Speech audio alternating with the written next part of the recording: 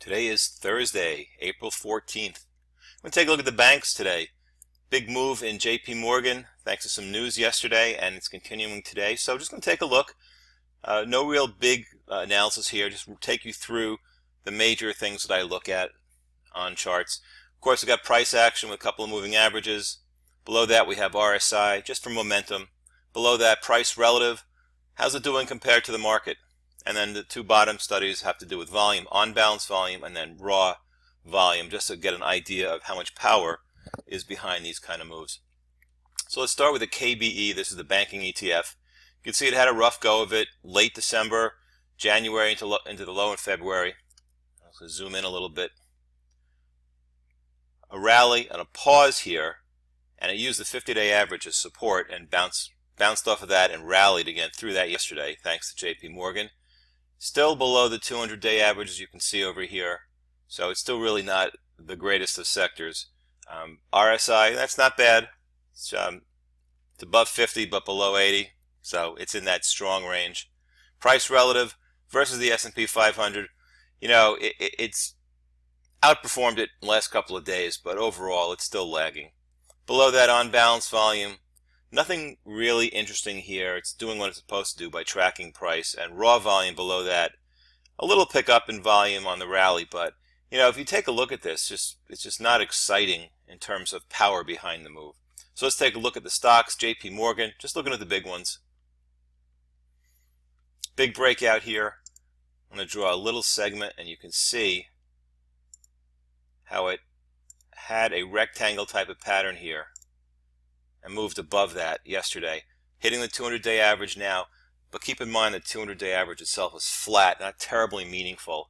So you could really say that this is kind of in the middle of its major range since about a year ago. So is it good? Yeah, it's better than it used to be. Momentum good. Price relative. Possible breakout here. Possible short-term breakout relative to the S&P 500. And below that, volume, on balance volume. There's the big spike in volume yesterday. So JPMorgan is, as far as the banks go, is one of the better ones. Wells Fargo, not as good. Price relative still heading lower. On balance volume, no pickup at all. So I'm not crazy about this one. You can see the jump yesterday was thanks to JPMorgan. It really hasn't done anything today. Bank of America actually looks better than Wells Fargo. You have the segment here as well. Let's see if I can get that flat. So you have a slight breakout there, but again, look how far below the 200-day average it is. It's got a lot of catch-up room just to get back to the middle. So again, it's not a leader. Citigroup, kind of like Bank of America. Good momentum, not much on balance, not much performance versus the market. Nothing really in on-balance volume and regular volume, so not great. Goldman Sachs, just for kicks. Let's get rid of that. Still hasn't even broken out of this thing. Just putting a flat line there. Still in this sideways range, has not broken out. Not much to write home about. On balance volume flat. And Morgan Stanley, just the other big bank slash non-bank. I don't know why they call it a bank, but they do. Anyway, again, not as exciting, hasn't broken out. So out of all the banks we've looked at, JPMorgan's the one that has the mojo. It's got the lead. It's got the news behind it. Other than that, still not excited about banks. Still lagging the market overall. And you know, you could say that it's a short-term rebound here. I need a lot more. Let's go back to the banks just to take a look. You know, still below the 200-day average.